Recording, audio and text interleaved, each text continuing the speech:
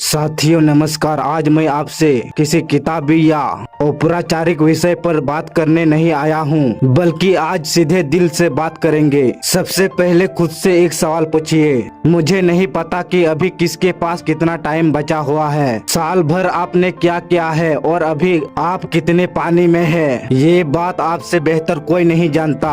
साल भर आपने जो भी किया हो या फिर ये कहे कि आपने कुछ किया ही नहीं है, सबको अपने कर्म का फल मिलना ही मिलना है। जब साल की शुरुआत होती है तो हम बड़े जोश में कहते हैं कि अरे अभी तो पूरा साल बाकी है। फिर कुछ महीने बीतने पर लगता है कि अभी तो 8-9 महीने बचे हैं। इसके बाद समय तेजी से भागता है और हम कहते हैं अभी तो 5 महीने और हैं, 3 महीने और हैं। देखते देखते ये समय सिर्फ 1 महीने पर आ जाता है। तब हम सोचते हैं चलो कोई ना, अभी भी 1 महीना तो बाकी है। फिर 10 दिन रह जाते हैं, फिर 2 दिन और अंत में एक ऐसा दिन आता है जब अगले दिन सुबह आपकी परीक्षा होती है। दोस्त, ये एक कभी ना खत्म होने वाला चक्र है जो सिर्फ स्कूल के दिनों में नहीं बल्कि स्कूल के बाद जीवन के हर क्षेत्र में आपके साथ ऐसा ही चलता रहता है। लेकिन अब जो बीत गया उसके बारे में सोचकर पछताने से कोई फायदा नहीं। अगर अभी भी आपके पास थोड़ा सा भी समय बचा हुआ है तो इन बचे हुए दिनों में अपना 100%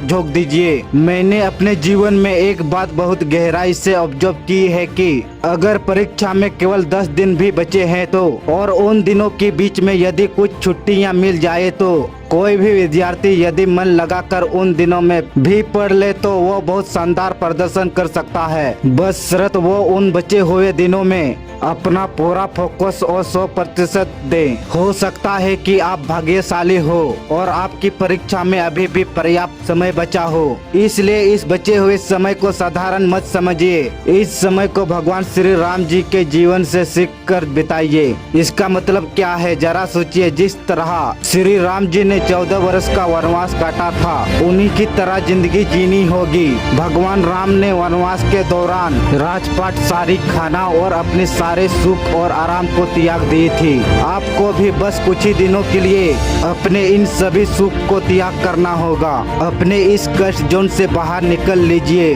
अपनी अत्यधिक नींद, दोस्त के साथ लंबी गपशप, सोशल मीडिया पर रील्स स्क्रॉल करना, मजे मारना और अनहेल्दी जंक फूड खाना, इन सब को कुछ ही दिनों के लिए बिल्कुल ना कह दीजिए। अपने दिनों में से कम 1 घंटा एक्स्ट्रा निकालिए। अगर आप 8 घंटे सोते हैं तो उसे घटाकर 7 घंटे कर दीजिए, और अगर 7 घंटे सोते हैं तो उसे 6 घंटे कर दीजिए। मान लीजिए कि आपने 6 घंटे नींद पूरी कर ली और 2 घंटे अपने दैनिक कार्य जैसे नहाना, खाना खाने में बिता दिए, तब भी आपके पास 24 घंटे में 16 घंटे बचते हैं। मैं अच्छी तरह से मानता हूँ कि लगातार कोई भी इंसान 16 घंटे तक पढ़ाई नहीं कर सकता। चलिए मान लेते हैं कि आपने 3 घंटे अपने आराम और दूसरे गतिविधियों के लिए निकाल दिया, तब भी आपके पास पूरे 13 घंटे बचते हैं। 3 घंटे और निकाल दीजिए जो आपको अन्य कामों में खर्च करना है। इसके बावजूद आपके पास पूरे 10 घंटे बचते हैं। दोस्त, यकीन मानिए, अगर आप पूरी एक लगातार और ईमानदारी के साथ दिन में 10 घंटे भी मन लगाकर पढ़ते हैं तो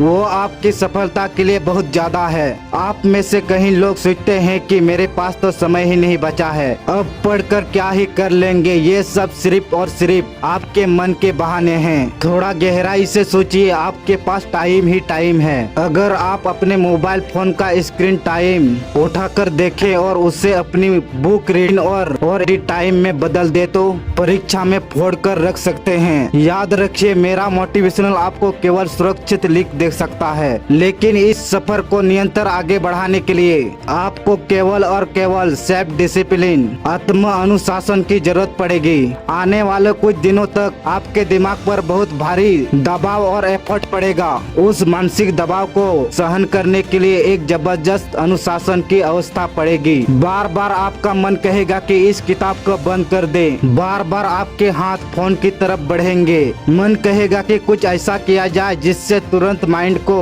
मजा मिल जाए। लेकिन दोस्त, उस क्षणिक मजे को पूरी तरह से नजरअंदाज करना होगा और अपनी पढ़ाई को लगातार जारी करना होगा। अगर आप उच्च स्तर का अनुशासन मेंटेन कर पाए तो दोस्तों, आने वाली हर परीक्षा और जंग में जीत सिर्फ और सिर्फ आपकी ही होगी। उठिए, अपनी किताबें को त्याग दीजिए, अपने सारे बहाने, और आज से ही अपनी इस महान तैयारी में जुट जाएं। आपको कोई नहीं हरा सकता। आज की वीडियो बस यही तक है। अगर आपको वीडियो पसंद आई तो वीडियो को लाइक, चैनल को सब्सक्राइब, शेयर और कमेंट जरूर करें। जय हिंद, धन्यवाद।